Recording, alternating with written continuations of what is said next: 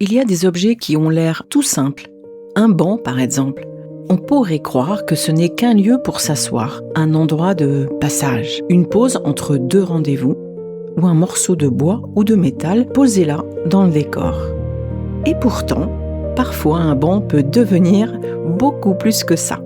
Il peut devenir un lieu de mémoire, un lieu de lien, un lieu où l'on revient, non pas pour tourner la page, mais pour continuer à aimer autrement. Alors aujourd'hui, j'avais envie d'ouvrir cet espace sensible, presque à hauteur de silence, autour d'une question qui me touche profondément pour terminer cette saison 5. Comment garder une trace vivante de ceux qui comptent pour nous? Et surtout, comment faire une place à leur présence, même après l'absence? Alors, pour en parler, je suis très heureuse d'accueillir Warren Koopman, fondateur des bancs de mémoire Sit in Peace. Avec lui, nous allons parler de mémoire, bien sûr, de transmission, de ces lieux qui ne parlent pas et qui pourtant racontent énormément. Parce qu'au fond, il y a des héritages qui ne tiennent ni dans une boîte, ni dans un cadre, ni même parfois dans des mots. Parfois, ils tiennent dans un petit geste, dans un endroit, dans une présence discrète, sur un banc, tout simplement. Bienvenue dans la saison 5 de Sweet Papy Podcast. Et si je te disais que dans l'accompagnement de fin de vie de nos proches, il existe parfois des instants comme suspendus, où tu découvres une force en toi que tu ne soupçonnais pas. Alors avant que mes souvenirs ne s'effacent, j'espère devenir ton miroir, celui qui éclaire tes choix, tes fragilités, ta façon d'aimer, que tu sois aidant ou professionnel du soin. Alors abonne-toi pour ne rien manquer de ces instants de passage. J'ai le plaisir d'accueillir aujourd'hui Warren Koopman. Bonjour Warren. Salut Anne. Alors si je dois résumer, et tu en reparleras après si je me trompe, tu es fondateur des bancs de mémoire Sit in Peace. Tu nous diras ce que ça veut dire, même si moi je sais. Et nous allons explorer ensemble cette idée toute simple et pourtant immense, et si la mémoire avait aussi besoin d'un endroit pour s'asseoir. Si tu devais résumer Sit in Peace en une phrase pour quelqu'un qui n'en a jamais entendu parler, tu dirais quoi? Alors je dirais que Sit in Peace, c'est déjà une entreprise française qui a une conviction forte, c'est que la mémoire vit entre les dates importantes, elle vit dans des gestes du quotidien et qu'elle a besoin d'ancrage et qu'il est plus facile de transmettre une histoire lorsqu'on la raconte dans un endroit où elle a pris racine. Et donc on développe un concept qui est inspiré d'une tradition anglo-saxonne, qui est le concept de banc de mémoire ou banc du souvenir ou banc commémoratif, qui est l'idée d'installer un banc là où ça fait sens, avec une plaque qui sera installée sur ce même banc, portant une phrase, une date, une anecdote, un souvenir, qui laisse place à l'imaginaire et aux discussions, au silence, à la contemplation. À quel moment tu t'es dit ce n'est pas juste une belle idée, c'est un vrai projet de vie? Raconte-moi la genèse de Sit in Peace. En fait, j'étais à une confluence, je pense, dans ma vie de plein de choses, à la fois des expériences professionnelles assez, très intenses et qui n'avaient pas nécessairement beaucoup de sens. J'avais perdu mon grand-père qui m'avait assez marqué sur la manière dont ça s'était fait, en plus d'une longue maladie, et la manière dont nous, on en discutait aussi au sein de notre famille. Et je me suis marié et on est parti en voyage en Nouvelle-Zélande. Et j'ai redécouvert un concept que j'avais vu en Écosse, qui est ce concept-là de banc de mémoire et qui m'a...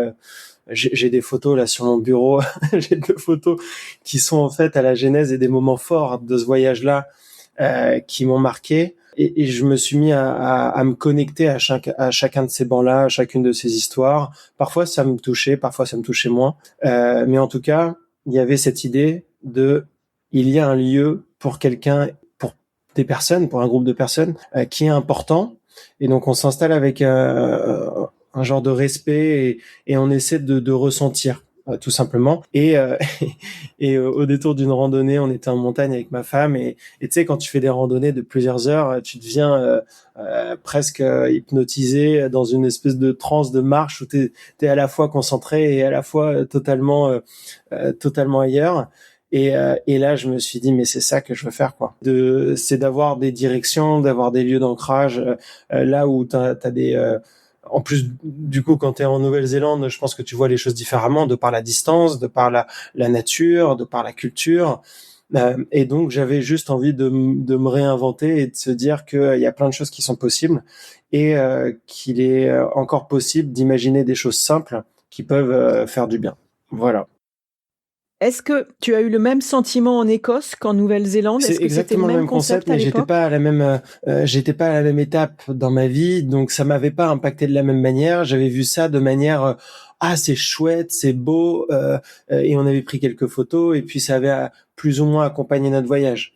Mais là en Nouvelle-Zélande, ça trouvait un écho, un sens, une résonance en moi, et donc je m'y suis connecté plus facilement. Donc c'est vrai que il y a toujours cette idée d'infusion. Quand j'en parle, il y a des gens qui adhèrent très rapidement et il y a des gens qui disent ah oui mais c'est un peu bizarre de mettre voilà le nom d'une personne sur un banc sur lequel je peux m'asseoir, je m'assois sur lui ou quoi. Et au final, ces mêmes personnes-là vont m'envoyer une photo un mois après, disant ah regarde le banc il est chouette ici, ça pourrait faire un joli banc de mémoire. Donc en fait, il y a cette infusion-là et qui se fait aussi et qui se fera lorsque les gens vont s'asseoir sur ces bancs-là et comprendre que c'est à la fois juste un banc, c'est très simple, et à la fois ça a une portée et une symbolique qui peut toucher beaucoup de gens.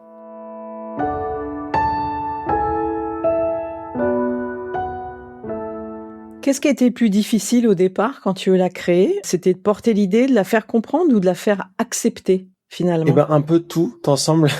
C'est vrai que quand tu entreprends, et moi j'ai toujours été fasciné par l'innovation et pour faire adhérer à certaines idées, et c'est vrai que je suis très passionné dans ce que je fais, je suis convaincu, et donc j'arrive à embarquer les gens relativement facilement parce que lorsque tu es convaincu, bah tu es convaincant, on va dire ça. Néanmoins, quand tu parles même à tes proches de tiens, je veux faire une activité autour de la mémoire, de la mort aussi, parce que par ADN, c'est ça, hein, on en reparlera, mais on adresse toute forme de mémoire aujourd'hui, mais par ADN, c'est vrai que je voulais changer des choses au niveau du deuil. Eh bien, tu te frottes au regard, au jugement. En même temps, je n'étais pas du tout du secteur, donc la difficulté, ça a été aussi de comprendre rapidement, de me faire connaître rapidement et de pas me faire identifier comme une énième solution, mais quelqu'un qui avait vraiment envie de faire quelque chose avec de l'impact. Ensuite, je faisais pas du tout de production industrielle, je connaissais pas le design, donc j'ai un associé qui travaille et qui est designer industriel et qui connaît tout ça. Mais donc, tu dois appréhender énormément de choses. Là où souvent des entrepreneurs créent parce qu'ils ont des appétences ou parce qu'ils ont déjà identifié quelque chose, ils ont des relations. Là, j'ai du tout créé de base du réseau, des partenaires, des designs et tout ça. Et donc il y a eu beaucoup de travail et là, on passe justement de cette adhésion à oui, effectivement, ça a du sens et à des projections. Et les gens ne se disent plus juste ah c'est un concept cool, mais c'est un concept de ah oui, on pourrait faire ça avec ma commune. Ah oui, on pourrait faire ça dans ma maison de famille. Ah, j'ai une amie qui a perdu son papa, ça pourrait être intéressant. Dans un monde aujourd'hui qui va vite, est-ce que finalement s'asseoir devient un acte de résistance émotionnelle? Oui, il y a l'idée du banc de mémoire, mais la symbolique derrière cet espace, derrière ce temps long, derrière la contemplation, en fait, le banc, c'est aussi la rencontre, c'est aussi le silence, c'est aussi un point de pause qui n'était pas prévu ou une direction parce qu'on sait qu'il va y avoir ce banc en haut du chemin et on y va et ça devient un rituel. Et donc, en fait, ce banc, s'il est posé là, c'est pour une raison, généralement parce qu'il y a une vue ou parce qu'on a besoin de pause. Et là, on peut clairement l'enrichir. Donc, pour répondre à ta question, il y a plusieurs personnes qui d'ailleurs font des articles sur le mobilier urbain et sur la manière de devoir se réintégrer ces instants de pause aussi dans le tumulte de la vie, dans toutes ces accélérations. Et même moi, je m'en rends compte que j'en ai besoin, on est de plus en plus connectés. Derrière ça, c'est aussi une conviction personnelle et un besoin personnel hein, de devoir ralentir, de se reconnecter, de re-regarder. Donc derrière ça, il y a effectivement ce principe de dire on n'est pas obligé de faire quand on parle d'innovation, on n'est pas obligé de faire du numérique et on peut faire des choses qui ont une résonance, qui ont un écho chez les gens Et il y a beaucoup de gens qui me racontent des histoires avec des bancs, hein. Et même avant ça, nous, dans la maison de famille de ma femme, là où on habite aujourd'hui, il y avait 2 bancs. Je sais pas, la maison elle date de 1870, je crois. Les 2 bancs, je pense, qui sont d'origine. Et toutes les photos de famille, on les fait sur ces bancs-là. Et donc c'était, j'y avais même pas songé quand j'avais lancé l'activité, mais donc tout le monde a une histoire de banc, même un vieux banc en plastique. Là, j'ai une histoire assez marquante aussi d'une famille qui m'a raconté ça, mais et je pourrais en reparler. Mais et voilà, il y avait un vieux banc, le mari est parti et le banc ils l'ont installé près d'un terrain de pétanque parce qu'il avait aidé à mettre le terrain de pétanque. Et ils m'ont contacté, ils m'ont dit mais Warren, ce que tu fais, c'est exactement ce qu'on a voulu faire, mais là on pourrait passer à autre chose. Donc ouais, le banc traverse les époques. C'est un mobilier qui va vivre, hein, aussi. C'est pas comme du marbre. Et nous, on dit que notre mobilier sera là dans 100 ans. Il sera peut-être pas là dans 200 ans. Il faut rester aussi humble. Et en même temps, c'est le jeu de la mémoire et c'est de transmettre pour ceux qui restent. Et ensuite, le travail du temps fait son œuvre. Et donc ouais, autour du banc, t'as toute une symbolique qui est très très forte.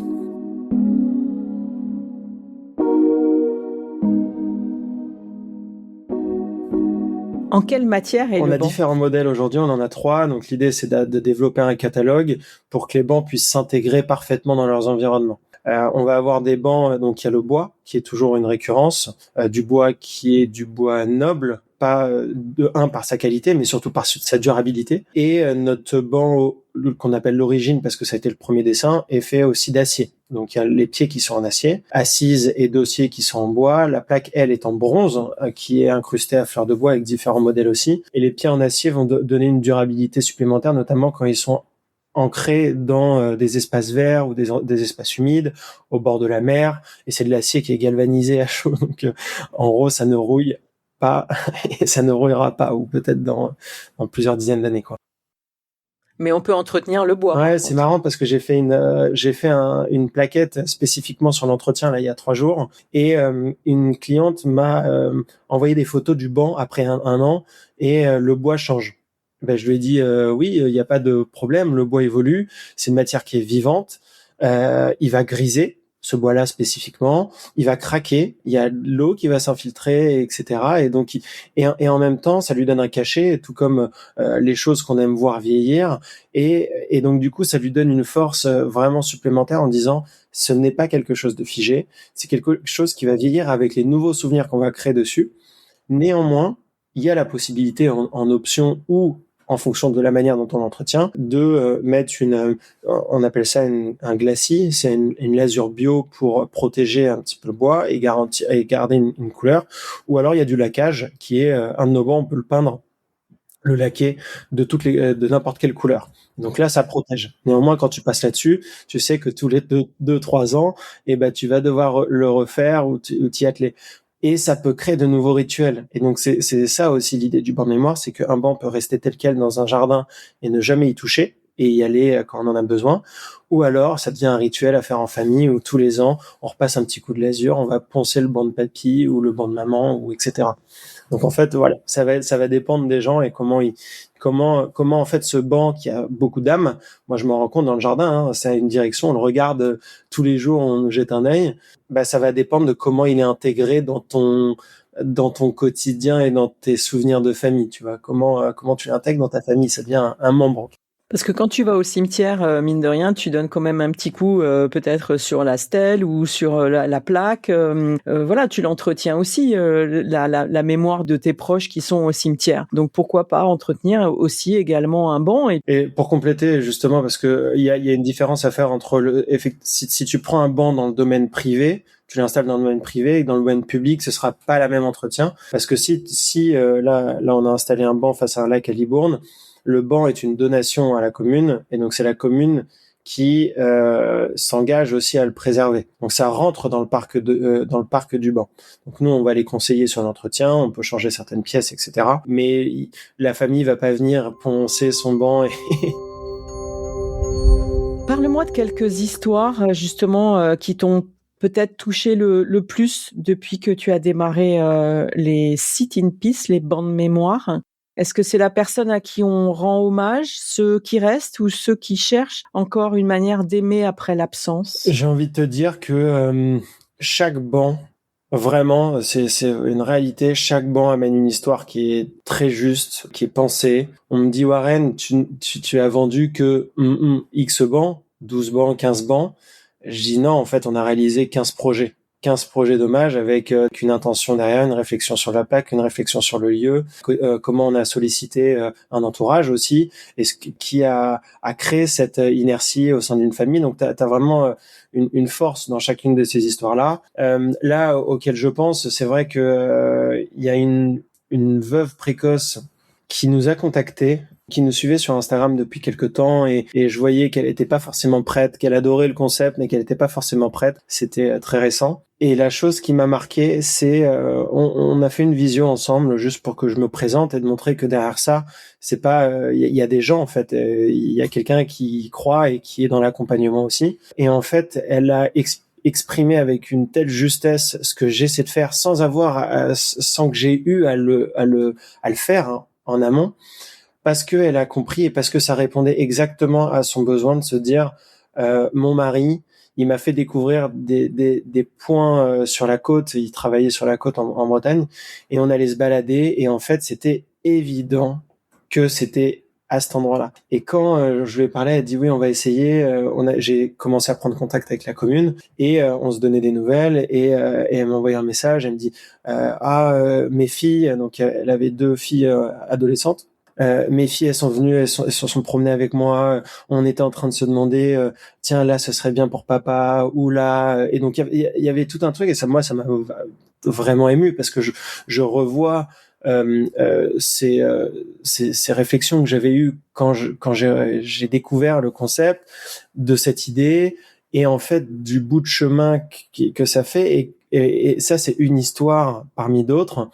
Et le banc, en réalité, même la commune spécifiquement ne voulait pas. Et il y a la protection du littoral en plus. Donc, mais on est quand même dans une recherche et l'idée, c'est de pouvoir démocratiser ce mobilier-là pour que chaque famille demain puisse choisir et de se dire je veux ce lieu-là. Où est-ce qu'il y a des bancs de mémoire disponibles et je veux le choisir ici parce que ça fait sens pour moi. Donc tu vois, t'as cette histoire-là. T'en as une autre qui est une très belle réalisation pour nous parce que c'est la première fois qu'une commune accepte l'installation d'un banc en hommage à une personne décédée à l'initiative de la famille. Donc c'est le banc dont je parlais tout à l'heure face à un lac à Libourne où la famille nous a contactés, m'a expliqué l'histoire de leur maman qui est décédée l'été dernier.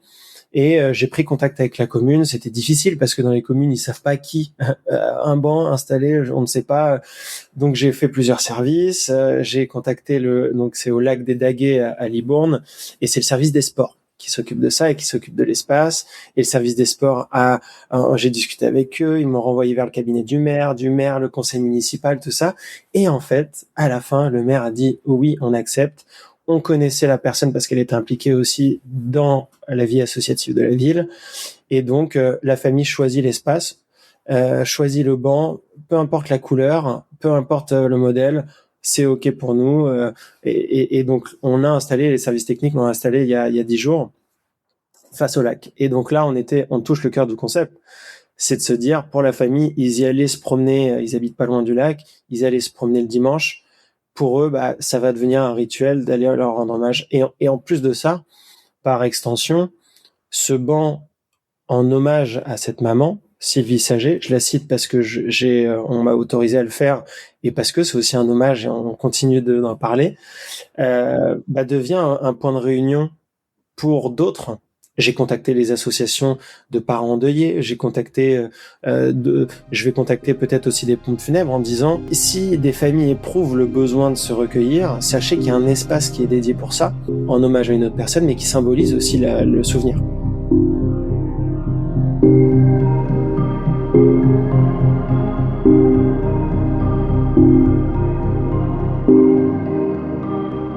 Est-ce qu'il peut y avoir plusieurs personnes qui laissent, est-ce que c'est une plaque qu'on laisse, qui laisse et qui décide à plusieurs, un collectif, d'acheter un banc et de le poser? Le banc de mémoire peut symbolise l'individu, le collectif, les grandes et petites histoires, le patrimoine. En fait, on peut inscrire ce qu'on souhaite sur la plaque et ce qui fait sens dans le lieu.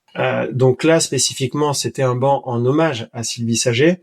Néanmoins, ça peut. On a un autre projet avec la maternité de l'hôpital Bicêtre, donc sur la création d'un jardin du souvenir sur le deuil périnatal. Là, c'est une belle phrase de Victor Hugo qui symbolise les tout petits, qui rend hommage aux tout petits. Et donc là, t'es dans un collectif. Voilà.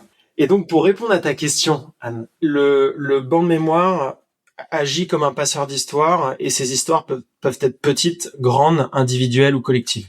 Donc là, tu peux effectivement avoir un banc en hommage à Sylvie Saget, à cette maman, parce que c'est important pour la famille. Là, dans notre jardin, c'est pour les grands-parents de ma femme qui sont enfin réunis sur ce banc, dans le projet avec la maternité de l'hôpital Bicêtre. Là, on a une plaque, une phrase de Victor Hugo, une belle phrase qui symbolise et qui rend hommage aux tout petits. Donc là, t'es dans un collectif. Tu pourrais aussi avoir une plaque parce que t'es dans un paysage où il y a eu un événement naturel, où il y a eu une grande guerre, je sais pas, et finalement le banc devient un point de lecture et un point de sensation, tu vois, pour ressentir ce qui s'est passé. Là, je montre pour ceux pour ceux qui voient et qui nous regardent. Et par exemple, cette plaque-là, donc là, c'est une plaque sur un souvenir de famille, par exemple. Donc elle est très simple, c'est un des modèles qu'on a. Et donc là, c'est juste une phrase inspirante, et d'ailleurs qui a inspiré une personne qui va produire la même plaque. Elle a dit, c'est exactement ça que je veux. Alors vas-y. La plaque dit, une famille, 1000 chemins, une seule histoire transmise de cœur en cœur. Alors voilà, on accompagne aussi évidemment les familles ou les collectivités dans la réflexion autour de ces plaques-là, et ça devient presque un projet à part entière de solliciter les collègues, de solliciter. Moi, j'aimerais bien travailler avec des écoles aussi. Si on travaille sur le patrimoine ou sur le travail de mémoire, ça pourrait être des écoles qui réfléchissent sur ce qu'il y a sur ces plaques-là.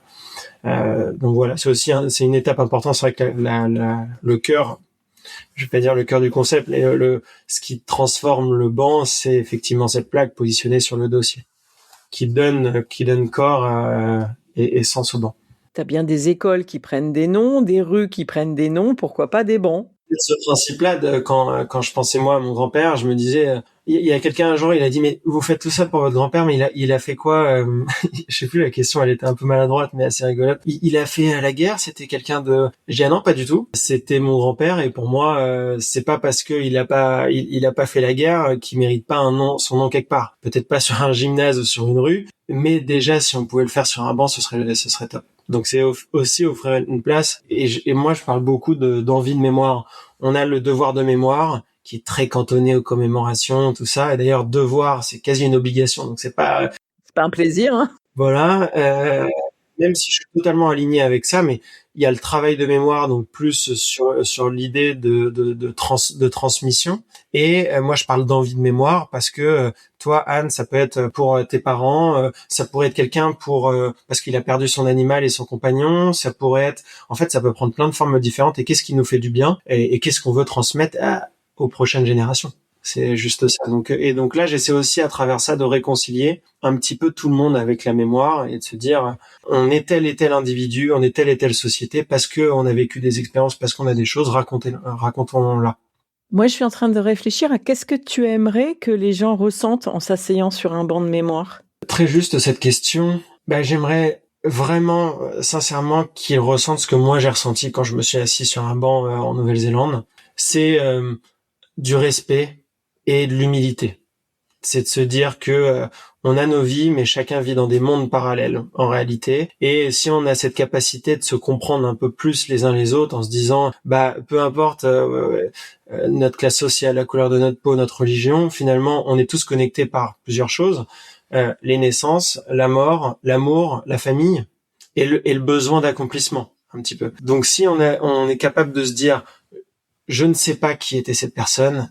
Et je m'en fous, en réalité. Par contre, il y a cet instant où on peut se reconnecter ensemble et on ne se serait jamais connecté, et surtout pas entre la vie et la mort, si on était. Mais là, il y a cet instant qui le permet. Donc j'aimerais bien qu'on puisse se ressentir ça et peut-être réapprendre aussi à ne pas regarder son téléphone en 10 minutes. S'asseoir tranquillement. Une dernière petite question. Toi, personnellement, quelle trace tu aimerais laisser? C'est là où on sort les mouchoirs. Bah oui.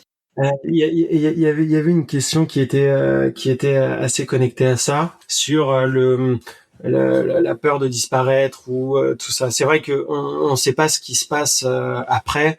Laisser une trace, c'est de se dire qu'on a existé pour certaines personnes, qu'on a existé pour une communauté. Donc je pense que c'est important de faire ça, ne serait-ce que pour ceux qui restent. Oui, j'aimerais bien qu'on se souvienne de moi dans des bonnes, parce que j'ai fait du bien, parce que on rigolait bien, et donc à travers ce projet-là, bah peut-être que ce sera ma trace aussi. Donc peut-être que il y aura, je sais pas quelle forme ça va prendre, hein, mais peut-être qu'après je pourrais transmettre cette activité et ça pourra. Imagine si à travers cette idée-là et l'énergie de tout le monde et on arrive à développer une culture du souvenir qui est un petit peu différente. Ça, ce sera un bel héritage, qui n'est pas un héritage pécunier ou autre, mais de se dire qu'il y a quelqu'un, peut-être dans 100 ans, quelqu'un se dira « Ah putain, ils sont chouettes ces bancs, fallait y penser, c'est simple, mais c'est fort quand même. » Tu vois, ça, ce serait chouette. Il y a de plus en plus de gens qui font des crémations et qui vont aussi mettre les cendres au bord de la mer ou dans la forêt, dans des endroits différents où finalement on ne sait plus où est-ce qu'ils sont quelque part. Et je me disais qu'effectivement le banc permettait de à la fois s'asseoir et de se souvenir. Et j'entends beaucoup de gens dire oui, mais voilà, les cendres sont parties, mais du coup si tu fais ça, je sais pas où est-ce que je pourrais me recueillir. C'est une introduction que j'ai faite lors d'un concours de pitch, c'est de se dire d'ici 2030, il y aura on passera en majorité à crémation par rapport à l'inhumation et on va passer à environ la moitié de ces crémations vont être de la dispersion. Qui dit dispersion dit moins de lieux de mémoire. Donc peut-être que ce sera dans un jardin du souvenir. Donc là, il y aura un lieu symbolique où effectivement, beaucoup de cas, c'est une forêt, la mer, la montagne, etc. Et donc, qui dit ça, dit moins de repères mémoriels.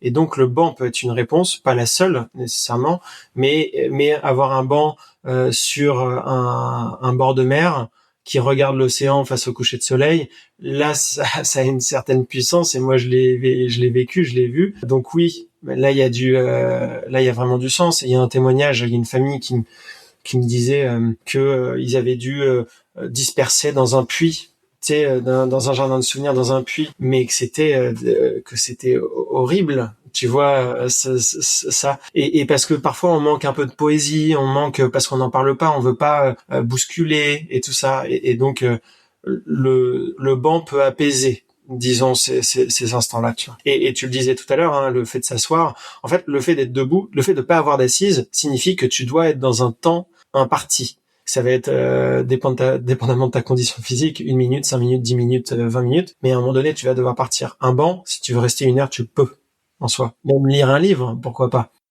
C'est amusant parce que quand on parle de banc, j'ai des souvenirs à la fois d'enfant, de m'asseoir sur un banc, d'essayer de grimper sur un banc quand on est tout petit dans un jardin public avec mes grands-parents et en même temps mes grands-parents assis sur un banc pendant que moi j'étais en train de jouer dans le jardin public ou avec les jeux qu'il y avait, où ils s'asseyaient en attendant et le banc, même pour les personnes âgées, était important.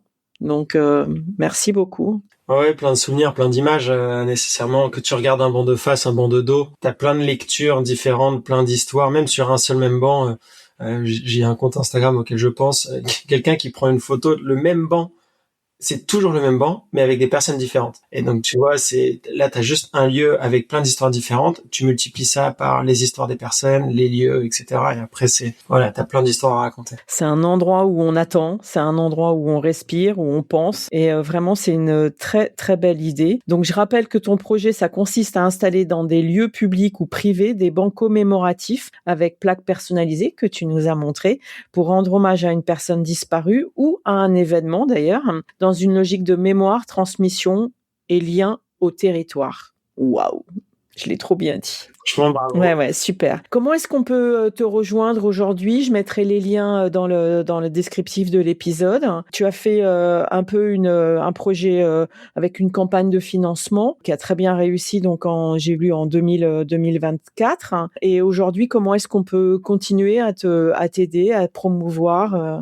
Alors, il y a plusieurs canaux. On est très actif sur Instagram pour donner des nouvelles, que ce soit en story ou voilà montrer les installations, parler d'artisanat. On vient de refaire notre site internet, donc c'est siteinpeace.fr.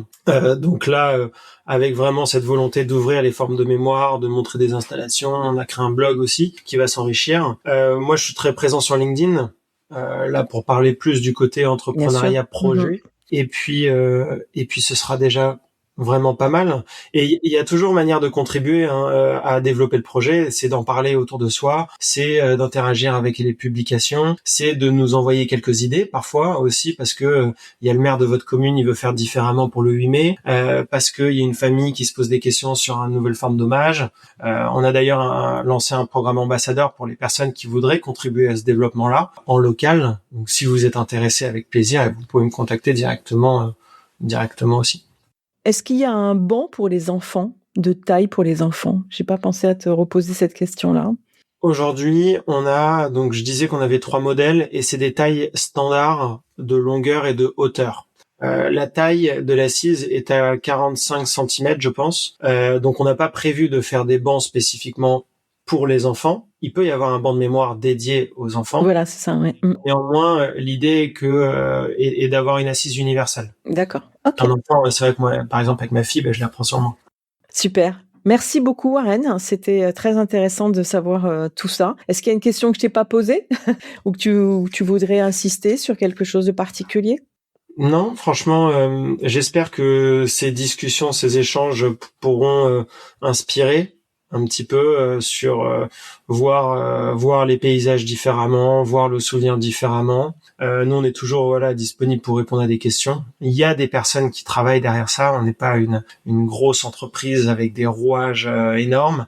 On a des ateliers qui sont basés en France avec des personnes qui travaillent le bois de manière artisanale. On essaie d'avoir une cohérence vraiment la plus juste possible sur le projet, sur la mémoire, sur la distribution, sur les partenaires avec lesquels on travaille.